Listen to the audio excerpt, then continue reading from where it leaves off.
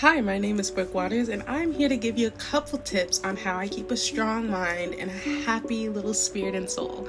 This is all for the Mind, Body, and Soul Scholarship that I thought was so cool. So I just had to go ahead and throw my hat in the ring. I just thought this scholarship was a really cool opportunity to spread awareness of mental health and to just talk about little quirky things I do that keep me going on my rough days. So without further ado, let's get into it. One thing I do that really helps me process and feel okay and feel like my feelings are heard is talk to myself, whether that is verbally out loud or through writing in a journal. I like talking to myself, and I like recording my conversations I have with myself in my voice memos. And I really love recording conversations with myself through my voice memos because it feels like I'm having my own personal little counseling session. And I'm talking through my feelings. I'm talking through my thoughts and everything that I'm experiencing, or, whatever is bothering me in that moment, just because I need to get it out, Sometimes I don't want to talk to friends. Sometimes I don't want to talk to anybody else because I feel like, I don't want to bother them with this problem. Even though my friends never see me going to them as a burden or a problem, I like figuring things out by myself. So I get my phone, I press record in my voice memos, and I just let everything all out. There are some days I go through my voice memos and I listen to the thoughts I had on that day and everything I was feeling, and I just see the growth from where I was to where I am now. And I think that is such a rewarding thing. It's like with each voice memo I have, I am documenting my own growth, and I'm seeing where I started, and I see the direction that I'm wanting to go. Another thing, and if you're not really a talker and you write, I would say write. Write everything you feel. Even if it's a journal entry or a poem or a song, like being creative and tapping into that creative energy, it does so much. Me personally, I am a songwriter. I'm a singer and a songwriter. A lot of the ways I process through my feelings is through song, and it is through just writing out everything I am feeling. I mean, I know I'm kind of repeating myself because both the voice memo and writing, they both do the same thing. It's just different ways of doing it. Either one you choose, it's doing the same thing. It is a release. It is allowing your voice to be heard and affirming your feelings, affirming your thoughts, and affirming your experiences. Because I'm going to tell you one thing. You don't owe a damn soul on this earth a single explanation for how you're feeling, for what your experiences are. You don't owe them that. What you do owe is yourself some peace. And I think the best ways of getting that peace is just affirming your own experiences, affirming your own feelings, affirming your own thoughts. Because when you go and you look for that affirmation from other places, you might not find it, and then you'll feel like you're the one that's off. Most of the time it's not. Because no one knows you like you. So I would say talking to yourself is one of the best tips I could ever give you. And this kind of goes into my next tip. Another thing that I do is a lot of self-affirmations. Like some days I will look at myself in the mirror, or I'll go ahead and press the voice memo again, and I will repeat these things or affirmations that come in my head, like I am strong, I am beautiful, I am intelligent, I am smart, and I'm gonna figure it out. It's going to be okay. Just because I have a bad day, that doesn't define who I am as a person or what my life is going to shape out to be. Like, I am the one in charge of my destiny and in charge of my future. And I'm going to make sure it's a good one, because I only have one life. So I'm going to make sure that it's a good life while I'm here.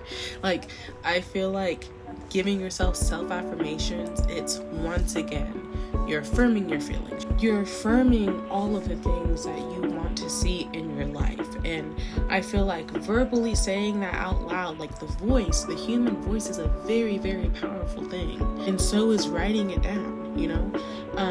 But I feel like by doing that and giving yourself affirmations of what you want to do and where you want to be and how you want to feel, even if you don't see the change over time, self-consciously, you're working towards it. And the next thing you know,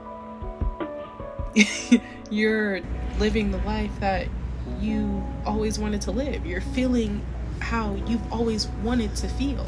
And I'm also going to tell you something else. Happiness is a very, very, very fleeting emotion. Don't let, I don't feel happy. Don't let that get you down, because it's normal. Trust me.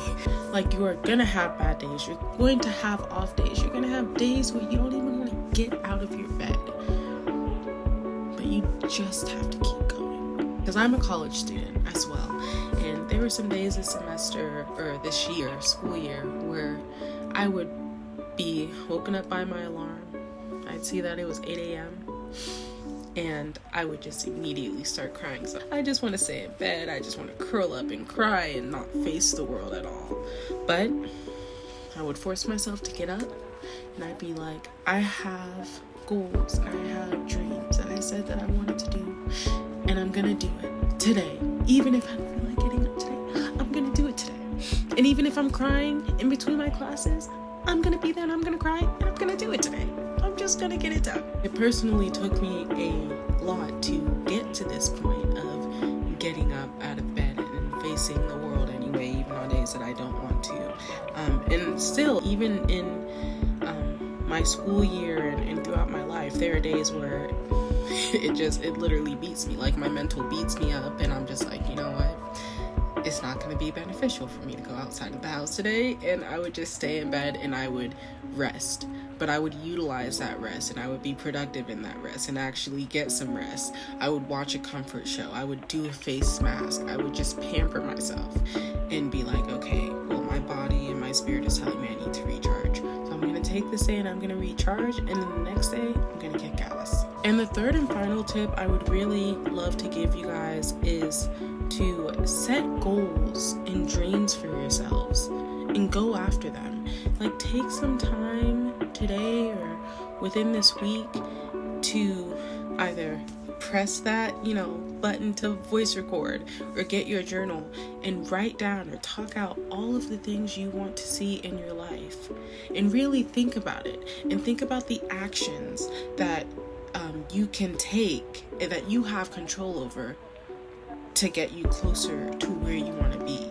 I feel like having goals and having aspirations is such a huge part in having a really good, stable mental mind and mental space. Me personally, I want to be a professional opera singer. I want to be a professional musician. And there are a lot of things that I need to do before I get to that place. But it's I have that in hindsight. I know that's what I want to do. And that's what kind of motivates me to get up every day, to get up on my bad days, on days that I don't want to be at school or don't want to see anybody. And I go, because I'm like, you know what?